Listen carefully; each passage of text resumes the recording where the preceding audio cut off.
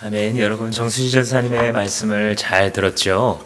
부활하신 예수님의 소식이 진정 기쁜 소식, 우리가 진정으로 전해야 될 소식이라는 그 사실에 대해서 오늘 조금 더 살펴보도록 하겠습니다. 요즘 사람들이 맛있는 음식을 먹거나 좋은 음악을 들으면 하는 표현이 있습니다. 야, 미쳤다, 미쳤다. 요즘 사람들은 강하게 표현하는 것을 좋아해가지고 굉장히 좋다, 이런 뜻입니다. 지금 이 말을 처음 들으시는 분이 있다라고 한다면 오해하지 마시고, 요즘 아주 유행하는 사람들이 정말 자기의 기쁨과 감탄을 표현하는 말이 미쳤다라는 말입니다. 말도 안 되게, 상상도 못하도록 맛있다, 음악이 좋다, 믿을 수 없을 정도다, 뭐 이런 걸 이제 표현하는 겁니다. 스포츠에서도 축구 같은 경기를 보면 해설가들이 해설을 하다가 갑자기 와, that's crazy, incredible 이런 말을 합니다. 써니, 지금 누가 했었던 이 플레이가 믿을 수 없을 만큼 뛰어나다, 이걸 이제 표현하는 거예요. 어떻게 사람이 저런 몸동작을 해서 저 타이밍에 저렇게 기가 막히게 골을 넣을 수가 있는가, 이런 표현을 하는 게 바로 믿을 수 없어요, 믿을 수 없군요, 뭐 이런 말을 하는 겁니다.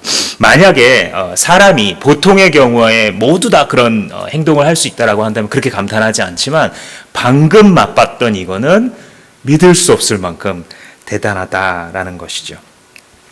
오늘 본문은 믿을 수 없는 이야기입니다. 기본적으로 우리가 보통 살아가는 삶의 정황에서는 잘 일어나지 않는 일이기 때문에 쉽게 믿을 수 있는 이야기를 기록한 게 아니라 도저히 믿을 수 없는 이야기가 기록되어 있습니다. 믿기에는 너무 힘들고 믿겨지지 않을 만큼 엄청난 이야기가 여기에 쓰여져 있습니다. 기독교의 부활절 때 선포되는 메시지는 당연한 메시지가 아니라 incredible, 믿기가 어려운, 도저히 사실이라고 받아들이기에는 너무나 힘들고 엄청난 이야기가 담겨 있고, 그것을 우리가 기억하는 날인 것입니다. 여러분께 묻습니다. 죽은 자가 다시 사는 게 말이 됩니까? 안 됩니까? 단적으로 이렇게 생각해 보세요. 여러분 주변에 죽었는데, 여러분들의 가족이나 친지나 친구 중에 죽었는데 다시 돌아온 사람 있습니까? 없습니까? 목사님, 우리 제사 드릴 때마다 우리 누구누구가 다시 돌아온다고 믿어요, 뭐 이런 분도 있으실지 모르겠으나, 상식적으로 생각할 때 망자는 다시 살지 못합니다. 목사님, 제가 아는 어떤 사람은요, 잠시 호흡이 멈췄었다가 다시 호흡이 돌아왔어요. 막 인공호흡을 했더니 이 사람이 살아났습니다. 제가 아는 사람은 심정지가 왔는데요, 제세동기를 가지고 전기 충격을 줬더니 다시 심장이 뛰었어요. 목사님, 해외 토픽에 봤더니 어떤 사람을 관에 집어넣고 이게 묻으려고 하는데 갑자기 똑똑 소리가 나가지고 누구세요? 해보니 관 속에서 나 좀 꺼내주세요. 그런 뉴스가 종종 나던데요. 네, 그런 일들은 있을 수 있는 일이죠. 그걸 뭐라고 부릅니까? 가사 상태라고 부릅니다. 진짜 완전히 죽은 게 아니었던 거예요. 조금, 그러니까 호흡이 멈추거나 어디 심장이 멈추거나 사람을 살았다라고 의학적으로 혹은 우리가 상식적으로 정의할 수 있는 어디에 결정적인 문제가 생긴 건 맞는데, 그런데 아직 전체 몸이 다 괴사하거나 죽은 게 아니어서 다시 어떤 자극을 통해, 어떤 의식이 돌아옴을 통해 살아난 것처럼, 마치 부활한 것처럼 보여진 것이지 진짜 다시 살았다라고 엄밀하게 말할 수는 없는 것입니다. 그런 거 말고요. 그런 거 말고 진짜 완전히 죽었는데 다시 살아나는 일이 있을 수 있습니까? 이것이 오늘의 질문입니다. 오늘 이 말씀을 함께 들으시는 분들 가운데서도, 혹은 스스로 원하지 않았지만 가족이 너무 권유하거나 누군가가 같이 듣고자 해서 이 말씀을 듣고 계신 분들도 있으리라 믿습니다. 바로 당신을 위한 메시지입니다. 믿을 수 있는가? 예수가 다시 살아났다. 예수가 죽었는데 다시 살아났다. 이것을 믿을 수 있나요? 아니요. 라고 제자들이 지금 답하고 있는 겁니다. 예수를 3년 동안 따라다니면서 사랑했다고 했던, 예수를 존경한다고 했던 그 제자들이 예수님 다시 사셨다는 거 우리는 못 믿습니다. 라고 연거푸 말하고 있습니다. 믿을 수 없다고 반응하고, 본문에 보면 예수님이 다시 살아났다라는 것을 목격하거나 본 사람들이 있어요. 그 사람들이 말해주는데도 못 믿겠다고 얘기합니다. 사실 제자들은요, 누구보다 이 소식을 믿고 싶었던 사람이에요. 그죠? 예수님 너무 사랑했기 때문에 예수님 죽으시는 순간이 가장 가슴 아픈 사람이고 자기의 모든 인생이 다 무너지는 것 같은 느낌을 받은 사람들이 제자들이에요. 그래서 혹시라도 우리가 잘못 봤으면, 혹시라도 우리가 악몽을 꾼 것이었더라면, 예수께서 안 죽으셨는데, 혹은 예수께서 죽으시는 줄로 알았는데 사실은 안 죽은 상태였다가 지금 이 사람들이 우리한테 말해주는 것처럼 다시 정말 살아난 모습으로 우리한테 왔으면 누구보다도 그 말을 믿고 싶었던 사람들이 바로 이 제자들인데도 그들은 안 믿겠다고, 안 믿어진다고 연거푸 대답한 것입니다. 이게 뭘 말해줄까요? 그렇게 부활을 믿기 원하는 제자들이 절대 믿을 수 없다라고 말하는 것은 적어도 두 가지를 우리에게 말해줍니다. 첫 번째는 이들이 그냥 지극히 상식적인 사람이었던 것을 우리에게 보여줍니다. 평범하고 지극히 상식적인 사고를 하면서 살아가는 사람들이 바로 예수의 제자들이었습니다. 그러니까 허황된 얘기를 믿지 않는 거예요, 이분들이. 누가복음 24장 11절에 보시면 똑같은 장면을 지금 기록하는데 거기에 대해서 왜 안 믿었는지를 누가가 설명해요. 사도들은 여인들의 말이 허탄하게 들려 믿지 않았다.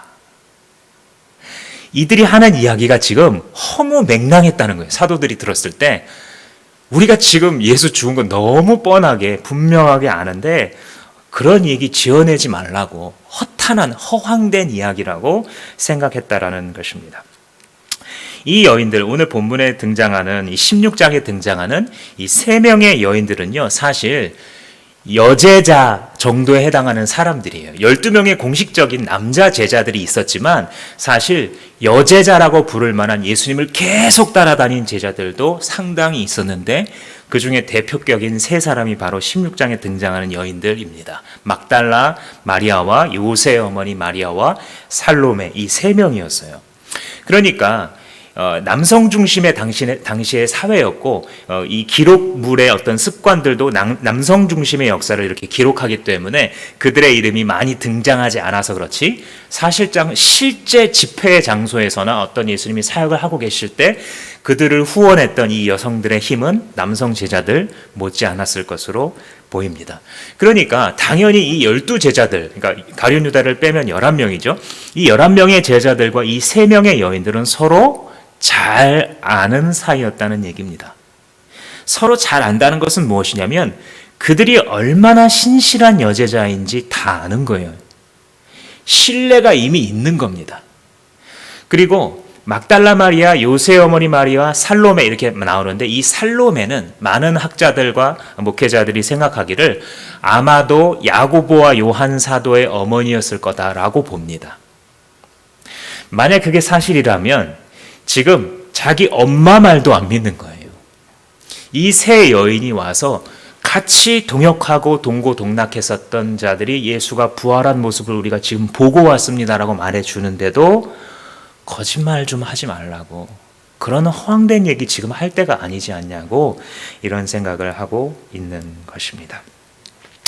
이 제자들은 우리와 다를 바 없는 평범한 지극히 상식적인 사람들이었음을 보여줍니다.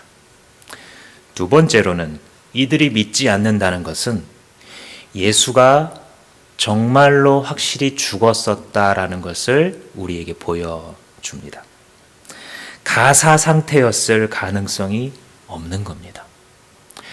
조선시대 때 죄를 지은 사람들에게 여러 가지 벌을 주는데 그 중에 이 태형이 있죠. 혹은 장형이라고 부르는데 곤장으로 치는 거예요.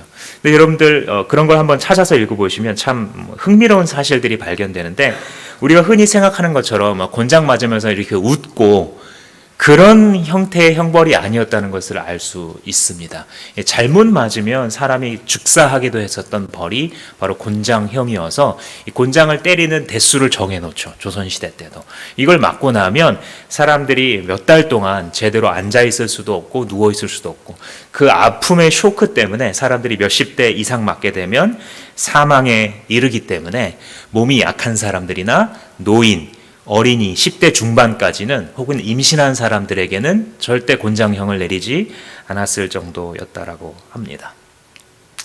예수가 당한 채찍질과 십자가형은 어떤 것이었을까요?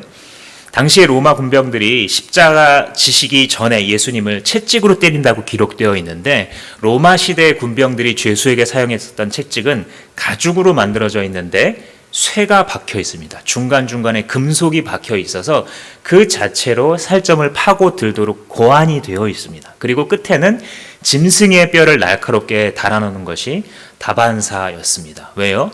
채찍을 때리고 그것을 다시 푸는 순간 살점이 찢겨져 나오도록 의도를 하는 것입니다. 그러니까 누구에게 채찍을 때리냐면 죽일 사람에게 주로 채찍을 때리는 것입니다. 이 끝에 금속과 짐승의 뼈가 날카롭게 박혀 있기 때문에 살점이 떨어져 나가는데 등에 이 채찍을 많이 맞게 되면 이 등골이 노출되는 경우도 많이 있었다고 합니다.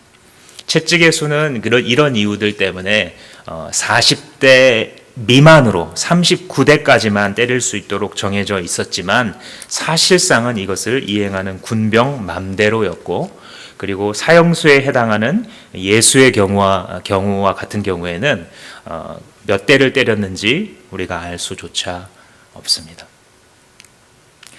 고대 역사가 유세비우스의 기록에 따르자면 이 채찍을 맞은 사람들의 살점이 하도 떨어져 나가서 이 핏줄이 바깥으로 노출돼서 댕글댕글 달려있는 경우도 자주 목격되었다라고 합니다. 그리고 이게 가져다주는 그 고통과 잔인성 때문에 로마 시민들에게는 정확한 죄가 없으면 채찍질을 할 수 없도록 그렇게 되어 있었고 사실상 금지된 것이나 마찬가지였다라고 합니다. 이것의 흔적이 사도행전에 나타나는데 사도행전 22장에서 사도 바울이 잡힙니다. 근데 로마의 이 천부장이 무슨 일인지 알아보려고 바울을 채찍질하며 이렇게 기록되어 있어요. 이게 뭐냐면 권력자 입장에서는 막 소동이 일어나니까 뭐 자초지종을 따져서 증거를 대고 이렇게 하는 게 아니라 고문부터 하는 거예요. 고문부터. 바른 대로 말하라고. 한참 채찍을 맞던 이 사도 바울이 옆에 섰던 병사들한테 내가 로마 시민인데 죄도 정하지 않고 채찍질 할 수 있느냐고 반문을 합니다. 이 말을 듣고 깜짝 놀란 백부장이 천부장한테 달려가서 말합니다. 어떻게 하시려고 그랬습니까? 이 사람 로마 시민인데요. 그러니까 이 천부장이 직접 등장해서 바울과 대화를 주고받은 다음에 두려워하였더라라고 기록하고 있어요. 왜냐하면 로마 시민인데 죄도 정해져 있지 않은데 때렸다는 것 때문에 그가 불법을 행한 그런 상태가 된 것이기 때문입니다. 미국 국립보건원이라는 우리로 말하자면 보건복지부나 혹은 국립 어떤 의료연구소에 해당하는 최대 기관이 있는데 여기에 소속되어 있는 사람의 심장과 피와 그리고 혈액에 관해서 연구하는 국립심장폐혈액연구소라는 데가 있습니다. 여기서 수석 전문 의료인으로 일하는 경력이 있는 알렉산더 메더렐 박사라는 분이 이 십자가를 지신 예수님의 이 고난에 대해서 의료적인 관점으로 말한 것들이 여러 번 소개된 적이 있습니다.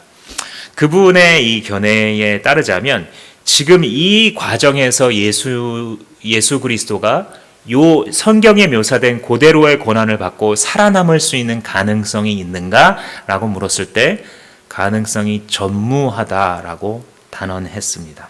왜냐하면 채찍질을 맞고 가시관을 쓰고 하는 과정에서 출혈이 일어나잖아요. 우리 어딘가에 칼로 한번 좀 깊게 베이면 피가 안 멈출 정도로 우리가 두려울 만큼 피가 나오죠. 피가 출혈이 심하다는 게 왜 위험하다면 쇼크가 와가지고 이 심장이 정지하면서 사망에 이를 수 있기 때문에 이 출혈이 위험한 거죠. 그러니까 십자가를 지기도 전에 사실 채찍질로 인해서 과다출혈로 죽는 경우들이 왕왕 있었을 만큼이라는 겁니다. 이런 분들의 설명에 따르자면 어떤 경우냐면 피가 우리 몸의 3분의 2 이상을 차지하는 피가 계속 빠져나가게 되면 심장이 그걸 알지 못한 채로 왜 피가 안 가지? 라고 말하면서 더 열심히 펌프질을 하게 되는데 없는 피를 보내려고 너무 많이 하게 되니까 심장에 무리가 오면서 결국은 심장마비로 가게 되는 과정이라는 것이죠. 성경에 보면 건장한 30대 청년인 예수 그리스도가 제대로 걷지도 못해서 십자가를 질 수도 없어서 군병들이 나서서 다른 사람한테 지워지는, 구레네 시몬에게 지워주는 장면이 등장하는데 이게 바로 그 증거라는 거죠. 이미 과다출혈로 쇼크가 오기 때문에 혼자서 걷는데도 비틀거릴 정도라서 뭔가를 들고 간다는 것은 아무리 30대의 혈기왕성한 청년이라 할지라도 이미 불가능한, 거의 죽음의 과정에 이미 이른 사람이다라는 것입니다. 십자가에 달릴 때쯤 되면 이부 예수 그리스도의 이 생명이 이미 죽음의 문턱에 간 것으로 보입니다. 십자가는 의학적으로 봤을 때 십자가 형벌이라는 것은 거기에 매달린 사람이 느리게 질식사해 가는 과정이라고 합니다. 양손의 못을 받고 아마도 손바닥보다는 이 손목에 있는 뼈 사이에다가 못을 받게 되는데 이 고통이 너무 심하고 사람이 견딜 수 없을 정도라고 합니다. 의사들에 따르자면 여러분 이 팔꿈치를 어디 딱딱한데 이렇게 콱 부딪혀 보신 적 있으십니까? 전기가 오는 것처럼 참을 수도 없고 소리도 못 낼 정도의 고통이 오게 되는데 그런 고통이 계속 지속되는 게 바로 이 못을 이 뼈 사이에 박을 때의 고통이라고 하는데 그래서 이 영어권 혹은 라틴어 계열의 이 언어에서는 excruciating 그러니까 십자가에 못 박는 고통이라는 단어가 만들어졌습니다. 이 고통을 표현하기 위해서 그 고통이 주어지기 시작하고 양쪽 발을 모아서 거기다가 또 못을 박게 되는데 이 십자가에 달리게 되면 숨을 쉬기가 너무 힘듭니다. 사람이 후 하고 날숨을 내쉬고 후 하고 들이쉬는 들숨을 하게 되는데 이거 자체가 이미 굉장히 힘든 상태입니다. 성인의 몸을 이 못 박힌 것으로 지탱을 해야 되기 때문에 처음에는 이제 팔로 지탱을 하게 되는데 팔이 점점 늘어나면서 한 15cm까지 늘어난다고 합니다. 그리고 결국은 어깨가 탈골되고 다음부터는 팔로 힘을 줄 수가 없기 때문에 못에 박힌 발로 힘을 줘서 위로 일어나야 숨을 내쉴 수 있는 상태가 된다는 것입니다. 다시 힘이 빠지고 발이 너무 아파서 원래 상태로 느려지게 되면 숨을 내쉴 수 없는 상태가 되기 때문에 다시 가까스로 그 고통을 참고 발로 밀어서 자신의 몸을 위로 올리면 다시 숨을 내쉴 수 있고 다시 숨을 들이쉬는 이 과정을 반복하는 겁니다.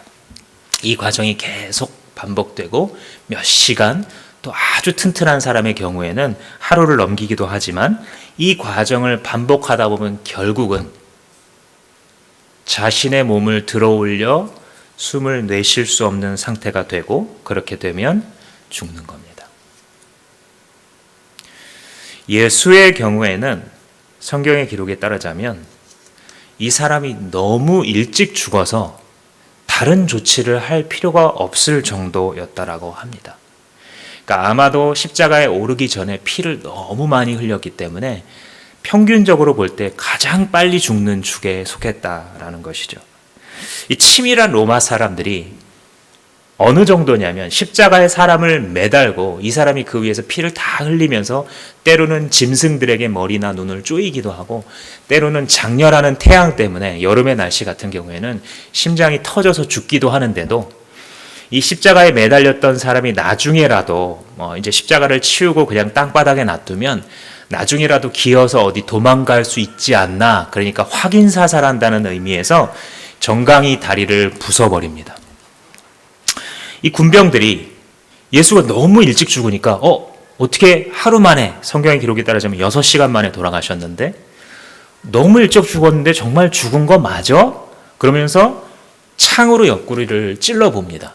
찔렀을 때 피가 막 나오면서 죽은 사람들에게서만 볼 수 있는 물이 몸에서 다 쏟아져 나오는 그런 현상이 벌어지는 거죠. 각종 장기나 몸에 고여 있었던 물이 다 빠져나올 때, 사람도 복수가 찰 때 이 죽음의 위기가 오지 않습니까? 죽었을 때 죽은 사람에게서 볼 수 있는 그런 현상이 예수에게서 보이는 겁니다.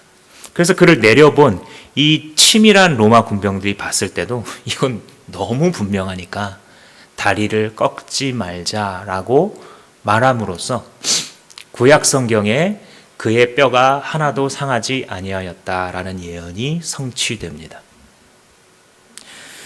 이것이 바로 얼마나 많은 피를 십자가 전에 이 예수 청년이 이미 흘렸다는 것에 대해서 말해 줍니다.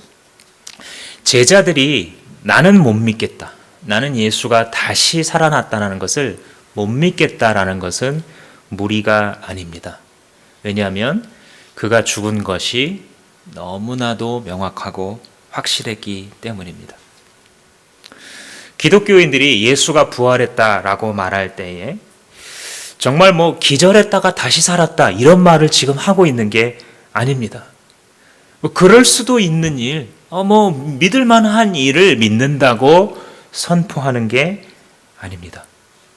본문의 제자들이 보여주는 것처럼 정말 믿을 수 없는 일을 믿고 있다라고 말하는 것, 그것이 부활절이고 그것이 부활주일의 메시지이며 성경 전체의 핵심에 해당하는 예수 부활이라는 믿음입니다. 한 가지 흥미로운 점은 마가가 이 부분을 기록하면서 여인들의 증언을 전면에 내세우고 있다라는 점입니다. 9절 말씀에 보시면 예수께서 이레의 첫날 새벽에 살아나신 뒤에 맨 처음으로 막달라 마리아에게 나타나셨다 이렇게 이야기를 합니다. 만약 마가가 정말 자신의 종교를 막 퍼뜨리려고 노력하고 열심히 자기의 그 재능을 사용한, 사실은 자기도 안 믿는데 자기가 만들어낸 종교를 퍼뜨리려고 하는, 장사하는 입장이라고 한다면 마가는 바보입니다. 이렇게 하면 안 됩니다. 지금 이 부분을 마가가 지어내서 자기가 알고 있는 자기 집단, 자기 종교를 퍼뜨리는 신흥 종교의 교주쯤 혹은 거기에 열심히 종사하는 어떤 사람의 입장이라고 한다면 여기서 지금 여인을 등장시키면 안 됩니다. 당시의 시대 상황과 사람들의 문화에 따르자면. 안 그래도 우리가 방금 전에 살펴본 것처럼 정말 믿을 수 없는 얘기잖아요. 이 얘기가. 근데 그 증인, 가장 중요한 첫 번째 증인으로 여인을 제시하고 있어요. 많은 분들이 아시는 것처럼 고대 사회의 여성은 온전한 인간으로 취급받지 못하는 경우가 대다수였고 이 시대 역시 그랬습니다. 오늘날 우리 사회에서 볼 수 있는 너무나도 당연한 인간의 기본적인 권리가 여성들에게 인정되지 않았던 시대입니다. 고대 근동, 이 예수님이 살던 팔레스타인을 포함한 고대 근동에서는 여인들을 자신의 재산 목록으로 생각했습니다. 재산으로 생각했기 때문에 내가 뭘 가졌고를 얘기할 때 아내의 숫자를 이야기합니다. 재산 중에 하나인 거예요. 처분이 가능한. 그래서 얼마든지 무슨 이유로건 여인을 내버릴 수 있고 이혼할 수 있는 그런 시대입니다. 더한 것은 참정권 이런 것은 아예 있지도 않고 무슨 일을 했을 때 법정에서 증거, 제가 봤습니다. 이 사람이 거짓말했어요. 이 사람이 훔쳐갔어요. 이런 이제 증인의 역할이 굉장히 중요해서 증인이 한 명이 뭔가를 말을 하면 사람들이 주목하기 시작하고 두 명이 증언을 한다. 그러면 거의 확실한 이 증거로, 데이터로 받아들이는 이런 시대인데 여인에게는 증거 능력이 인정되지 않았습니다.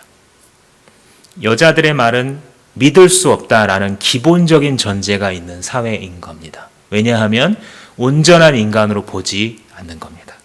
지금 시대에 보면, 특히 여성의 입장에서 보면 화가 나는 일이고 받아들일 수 없는 일이지만, 여러분, 여성의 인권이 하나님 앞에서 남자와 여자는 하나다라는 가르침, 사도 바울을 통해서 널리 알려진 이 기독교의 사상이 나오기 전까지는 여성에게 있어서 온전한 인간권이라는 것은 인정되지 않았습니다. 세계 최초로 여성에게 이 투표권을 준 게 언제입니까? 우리 이제 선거가 이번 주에 다가오고 있는데, 여성에게 최초로 투표권이 주어진 것은 1893년 뉴질랜드에서였습니다.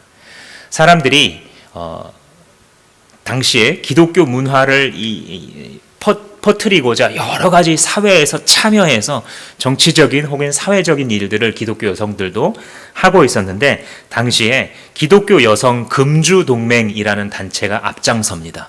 이 단체가 어떤 단체냐면, 술을 무분별하게 팔아서 많은 사람들이 이 술 주정뱅이가 되고 술 중독에 빠지는 것을 보고, 그렇게 되지 않도록 기독교적인 가치로 건전한 문화를 퍼뜨리려고 정치 영역에 들어가서 일하고 있는 여성들이었습니다. 그분들이 그때 의회에 청원서를 내서 여성의 참정권 탄원서라는 이 의안을 제출하면서 운동을 시작했고, 얼마 가지 않아서 뉴질랜드를 시작으로 서구권에서 이때로부터 한 20-30년 안에 전부 여성의 참정권이 주어지게 됩니다.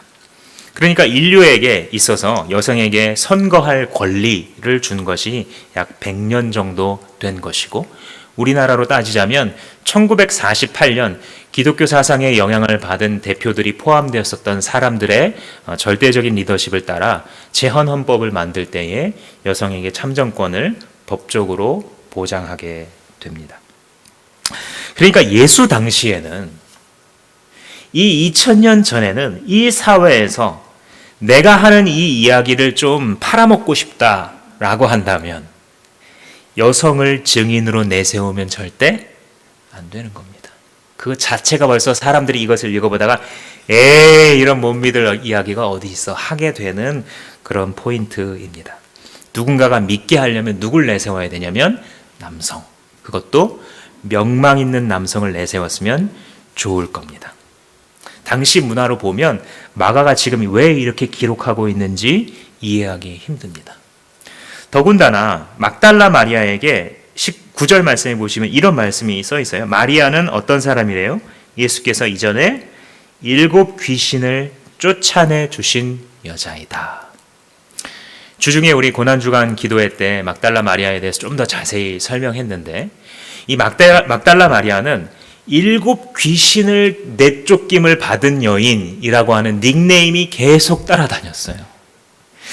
그러니까 불명예스러운 이름이라고 생각할 수도 있습니다. 아마 막달라 마리아 자신 스스로는 이걸 부끄럽게 여겼던 것 같지 않아요. 왜냐하면 자기에게 주님께서 행하신 일의 간증이니까요.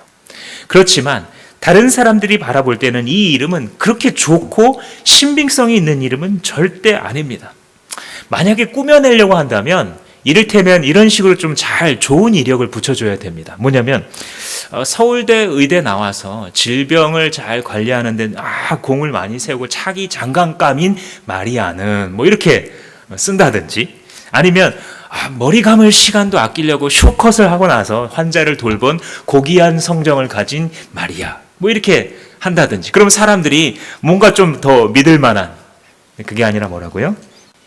귀신 들렸던 마리아는, 이렇게 말하고 있는 겁니다. 지금 7 귀신, 그러니까 귀신이 들리고 더 들릴 데도 없는 완전 만신창이가 되었었던 여인인 마리아는 이라고 하면서 예수 부활의 증인이라고 내세우고 있는 거예요.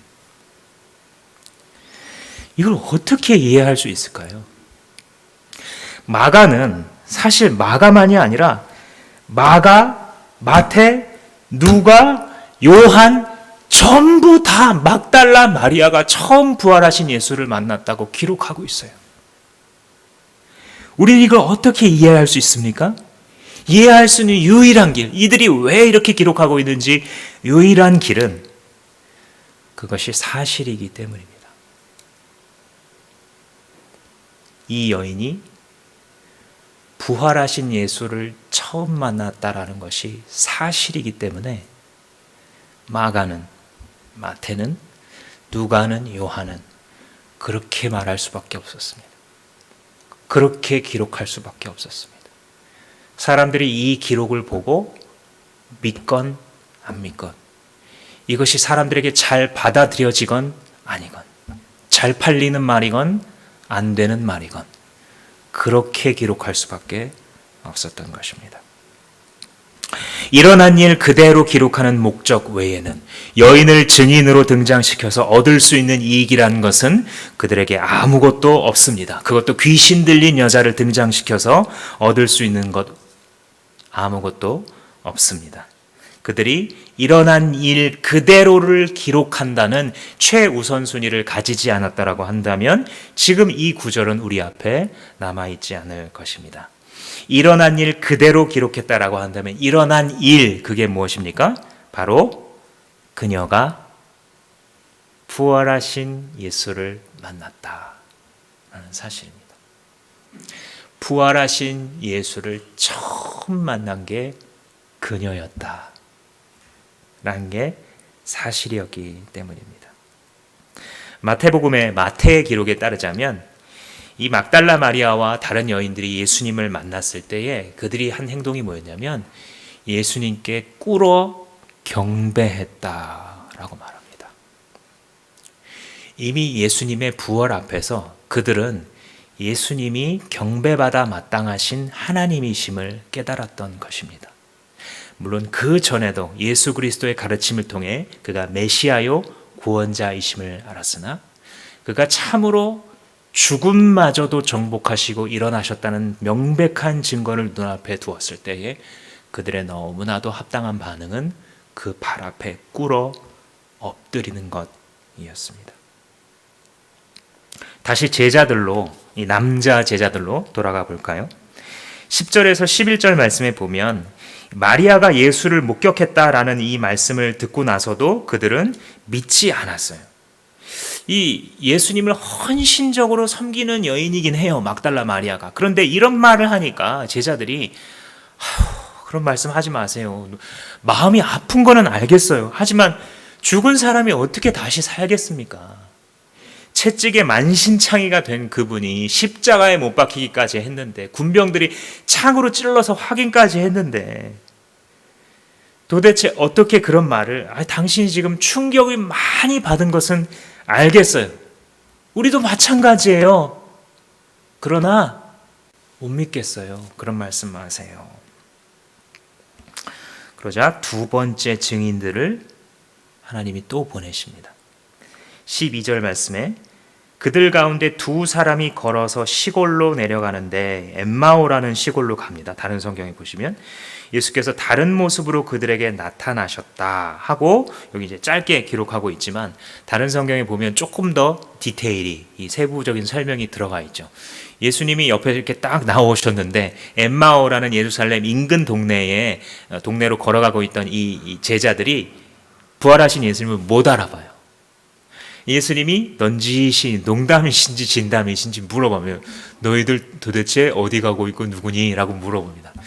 그러니까 우리는 예수의 제자들인데 그가 돌아가셨기 때문에 우리가 이렇게 했다. 그러니까 그게 도대체 무슨 말이냐? 그러니까 당신은 예루살렘에 있으면서 이렇게 유명한 사건도 모르냐고. 온 천지가 다 뒤집어지신 말과 일에 능하신 선지자였던 예수가 지금 십자가에 죽으셨다라고.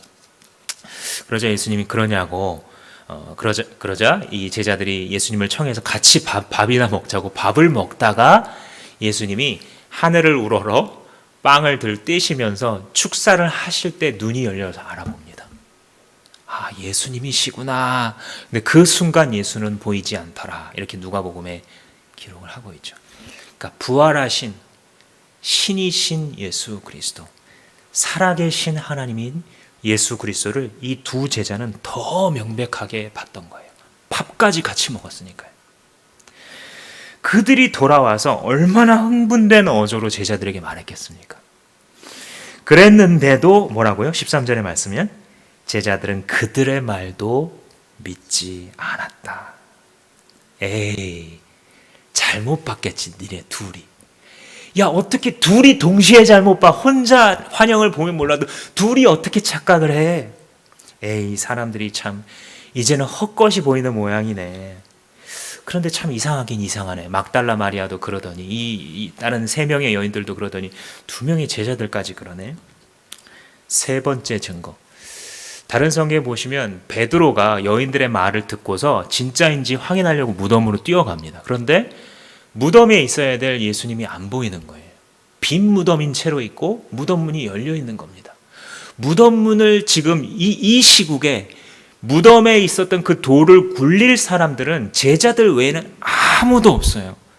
너무나 정치적으로도 이미 한번 살해된 사람을 십자가에 못 박아 죽인 거기 때문에 그 앞에서 얼쩡거린다라는 것은 우리 주중에 나눈 것처럼 아리마대 요셉처럼 자기의 지위를 걸어야 가능한 일이에요. 그러니까 아무도 저 무거운 돌을 여자들은 굴릴 수 없고 십자가에서 만신창이 된 예수가 그걸 밀고 나왔을 일은 더더욱 없는 거예요. 그런데 무덤의 돌은 굴려져 있고 예수의 시체는 보이지 않아요. 베드로는 너무 이상한 거예요. 잠시 뒤에 소문이 나기 시작하는데 어떤 소문이 나냐면 예수의 제자들이 예수의 시체를 훔쳐갔대요. 예수를 너무 사모하고 그 예수의 거짓 소문을 퍼뜨리려고 예수의 제자들이 예수의 시체를 훔쳐간 다음에 예수가 부활했다라고 말하고 다닌대요. 그런 소문들이 자기들한테 들려요. 제자들은 말도 안 되는 그러한 소식이 점점 더 소름 끼치게 다가왔을 것입니다. 정말 훔쳤다라고 한다면 그 시체를 훔친 게 제자들이었건 아니면 그 당국자들이었건 시체를 누군가가 훔쳤다면 제자들의 입장에서는 예수님 시체 여기 있어.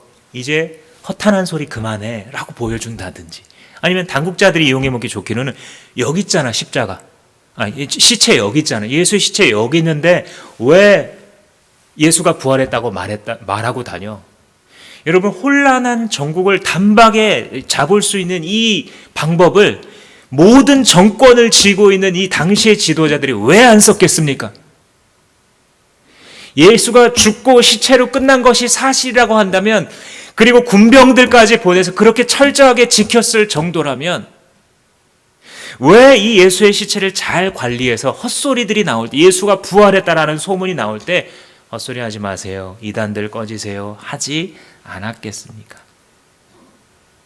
시체가 없는 게 아니라면 다시 말해서 예수가 시체로 남아 계시지 않고 부활하셨다는 사실을 빼놓는다면 이 시체의 부재 때문에 놀라워하는 당국자들과 제자들은 있을 수 없는 일인 것입니다.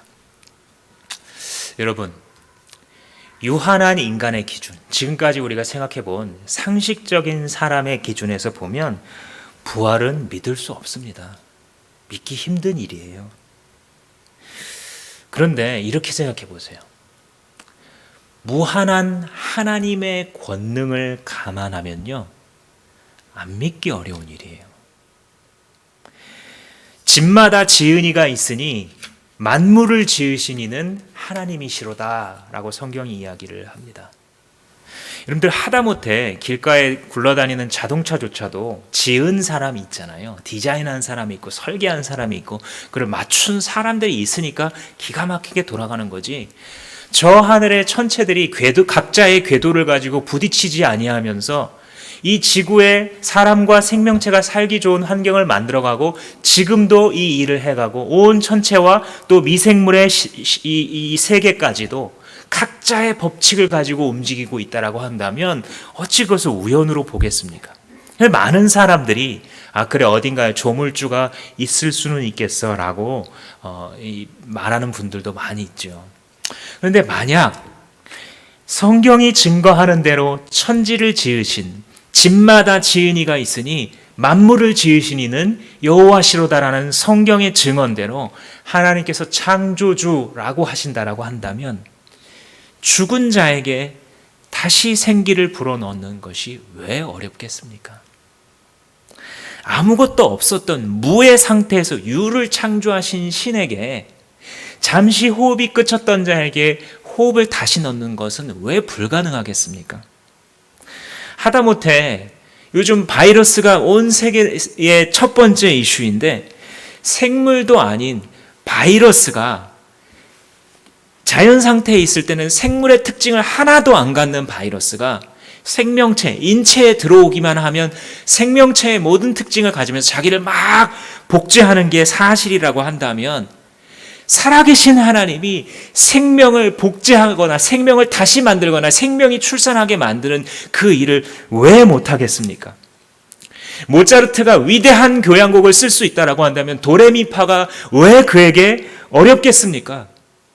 레오나르도 다빈치가 창조에 대해서 그릴 수 있다, 대작을 남길 수 있다라고 한다면 동그라미를 그리는 게 왜 어렵겠습니까?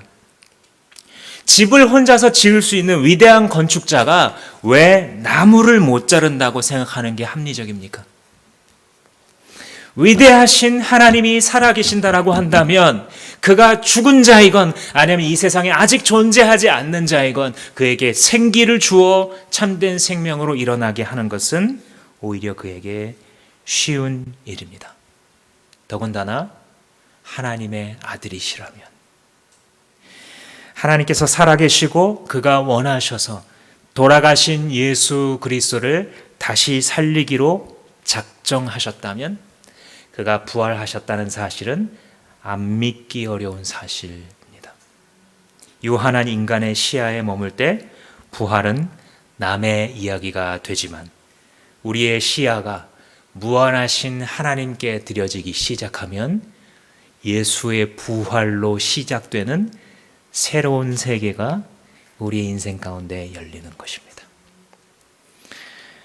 한 80년 왔다가 가는 이 인생 말고 영원 전부터 시작하신 하나님의 이야기가 우리의 유한한 이 땅에서의 몇십 년간의 삶과 덧붙여져서 영원 끝까지 이어가고자 하시는 그 하나님의 이야기와 합쳐지는 것, 그것이 바로 부활로서 우리 앞에 능력 있게 나타난 하나님의 살아계심입니다.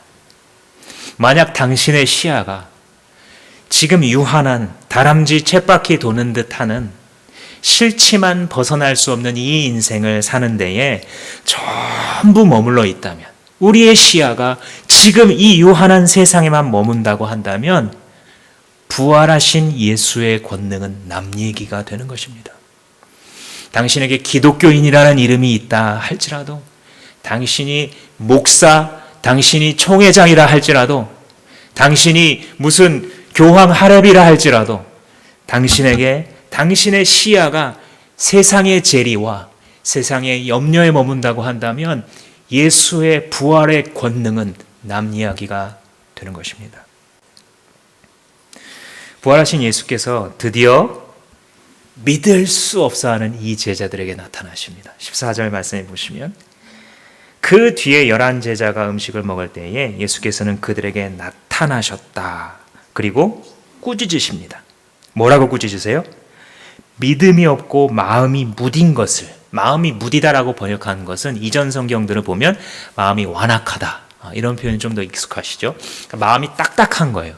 어떤 사실과 진리를 받아들일 때에 마음이 딱딱해서 튕겨내는 거예요. 에이, 그거 못 믿을 것, 에이, 그런 게 어딨어, 이런 마음의 상태입니다. 마치 이집트의 바로가 그랬던 것처럼 이 제자들의 마음 상태가 마음이 딱딱해서 예수 부활의 증인들이 한 번, 두 번, 세 번 찾아오는데도 믿지 않고 거부했을 때 예수님이 직접 찾아오십니다. 끝판왕이 등장하시는 겁니다. 알았어, 내가 보여줄게. 우리의 삶 앞에 등장하십니다. 예수님은요, 포기하지 않으세요. 자기가 택하신 백성을 포기하지 않으세요. 이렇게 지독히도 의심하는데도 주님이 아시고 찾아오셔서 그들의 불신앙을 꺾어버리십니다. 얘들아, 너네 어째서 못 믿니? 구약 성경의 모든 선지자들이 메시아가 오리라고 가르쳤고 그 메시아가 죽었다가 3일 만에 살아나야 될 것에 대해서 성경에 기록되었건을 어찌하여 믿지 못하니? 얘들아, 내가 너희들과 함께 사역할 동안에 내가 어떻게 대제사장들과 이 서기관들에게 로마의 고통을 받고 십자가로 죽은 다음에 3일 만에 다시 살아나야 될 것에 대해서 여러 번 가르치는데도 왜 믿지 못하니?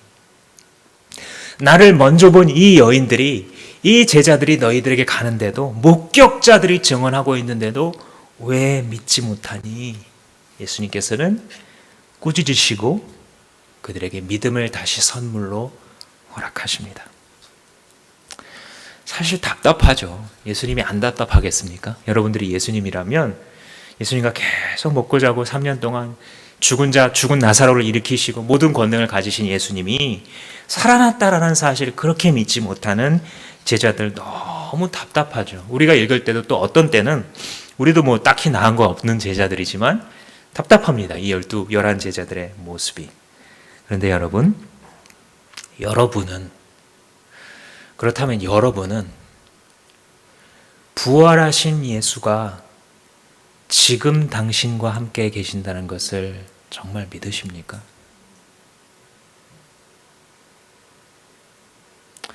관념 속의 예수.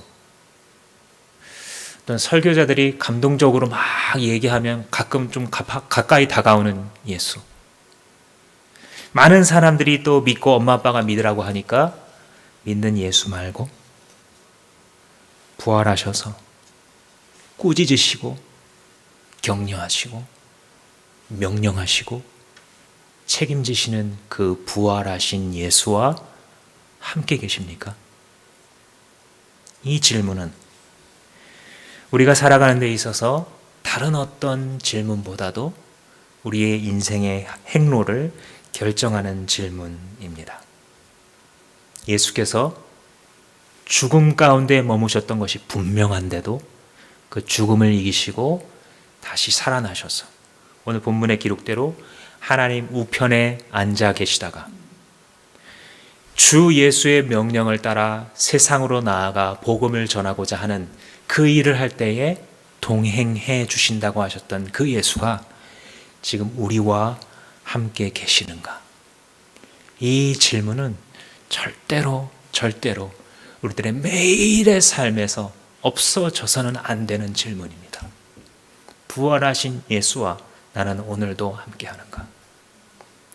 부활하신 예수께 나는 오늘도 명령을 받고 있는가? 나는 부활하신 예수와 같은 곳을 향해 걸어가고 있는 것인가? 나는 부활하신 예수의 능력으로 살아가는가? 아니면 보잘것없는 내 능력으로 살아가고 있는가? 부활하신 예수의 지시하심이 우리의 영혼을 만족시키며 우리가 어떻게 살아가야 할지, 어떻게 반응하며 우리의 삶에 일어나는 크고 작은 일들을 어떻게 대해야 할지를 말해 줄 것입니다. 사랑하는 성도 여러분, 부활하신 예수의 지시를 들으십시오. 15절 이하에 부활하신 예수의 명백한 당신을 향한 지시가 담겨 있습니다. 곧 너희는 온 세상에 나가서 만민에게 이 소식 전해라. 너희는 세상에 나가서 누구에게든지 네가 만나는 사람이 그 누구이든 간에 이 복음을, 예수가 부활한 하나님의 나라가 임했다는 이 복음의 소식을 전해라. 그게 네 할 일이야. 부활하신 주 예수께서 우리에게 지금 엄히 명하고 계십니다. 만날 수 있는 사람이 누구이든 간에 이 말을 들을 것 같은 친구나 안 들을 것 같은 친구나 복음 말해라. 똑똑한 사람이나 무식한 사람이나 어린 아이나 어른이나 돈 좀 가진 사람이나 가난한 사람이나 한국 사람이나 외국인 노동자, 학생이나 우리나라에서나 아니면 중국의 아랍권의 아프가니스탄에 나아가서나 장애인이나 비장애인이나 남자나 여자나 이 땅에서 어디에서든지 네가 만날 수 있는 모든 사람들에게 만민에게 복음을 전파하라 라는 음성은 지금 여기 살아서 자기의 부활의 능력으로 자기의 종들과 함께 일하고 계신 예수께서 명하시는 명령입니다. 주 예수의 명령을 듣고 계십니까? 부활하신 예수와 함께 살고 계십니까? 그 명령을 들었던 사람들에게 일어난 일을 마지막으로 마가복음을 마무리하고 있습니다. 20절 말씀에 보시면 그들은 나가서 곳곳에서 복음을 전파했다. 말을 듣는 거죠. 답답했던 이 제자들, 우리와 별로 다르지 않은 그냥 지극히 상식적으로만 이 세상을 살아가려고 했었던 그 제자들, 주님이 자꾸 은혜를 주시고 자꾸 보여주시는데도, 자꾸 함께할 동역자들을 통해, 목격자들을 통해 예수의 살아계심에 대해서 말해주는데도 안 믿고 도망치고 숨었던 그런 우리와 비슷한 평범한 이 제자들이 부활하신 예수와 함께하게 되었을 때에 그 말을 들었습니다. 곳곳에서 나아가 주의 복음을 전했을 때에 그들에게 명령하신 대장 예수가 어떻게 하셨습니까? 주님께서 그들과 함께 일하셨다. 주님께서 그들과 함께 일하셨다. 주님께서 그들과 함께 출근하셨다. 주님께서 그들과 함께 양육하셨다. 주님께서 그들과 함께 사업하셨다. 주님께서 그들과 함께 교회를 세웠다. 주님께서 그들과 함께 병상에서, 전쟁터에서, 복무하는 곳에서, 가정에서 함께 일하셔서 여러 가지 표징이 따르게 하심으로 말씀이 확증되게 하셨다. 주님이 함께 일하셨을 때에 일어날 수 없는 기적들이 그들의 삶 가운데 계속 일어났다라는 것이 마가의 결론입니다. 사랑하는 여러분, 예수의 부활을 믿으십니까? 혹 의심이 있으신 분이라면 이 시간 무에서 유를 창조하신 하나님의 권능을 믿어보십시오.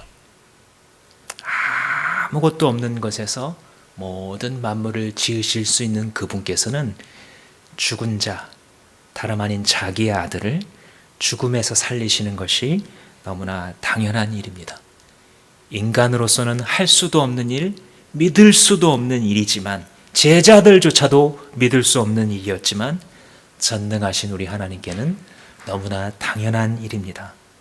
이 하나님이 다시 살리신 그 아들 예수 그리스도를 믿는 믿음이 당신에게 임하기를 주님의 이름으로 축복합니다.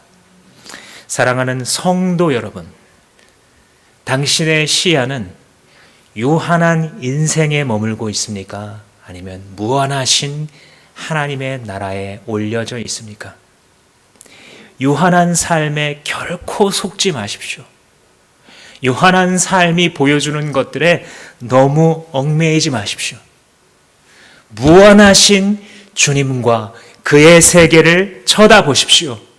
부활하신 주 예수께서 열어 젖히신 그분의 새 세계 가운데로 들어가십시오. 귀신 들렸던 막달라 마리아를 위대한 부활의 첫 증인으로 세우신 그분께 붙들리십시오. 그분께 쓰임 받으십시오. 성도의 부르심은 주 예수와 함께 하는 것입니다. 사랑하는 주의 군사된 여러분, 지금 주 예수께서 당신에게 명령하시는 지엄한 지시가 무엇입니까? 세상에 나가라. 세상에 나가라. 온 세상에 나가 모든 사람에게, 네가 맞부딪히는 모든 사람에게 때를 얻든지 못 얻든지 복음을 전달해라. 그들이 믿든지 안 믿든지 부활하신 예수의 증인이 되라. 네가 귀신 들려 삶이 만신창이가 된 사람이건, 가정이 다 부서졌던 사람이건, 파렴치한 짓을 했던 사람이건 나는 상관하지 않는다. 내 능력으로 너를 세우니 네가 할 일은 나가서 내 나라와 복음에 대해서 전하라. 주 예수께서 말씀하십니다. 부활하신 주 예수와 함께 일할 때에 여러분들의 삶에 또 우리의 삶에 믿을 수 없는 일들이 일어날 것입니다. 아니, 이미 일어나고 있습니다. 잠시 기도하시겠습니다. 우리 한번 목소리를 모아서 이 시간에 기도하기를 원하는데,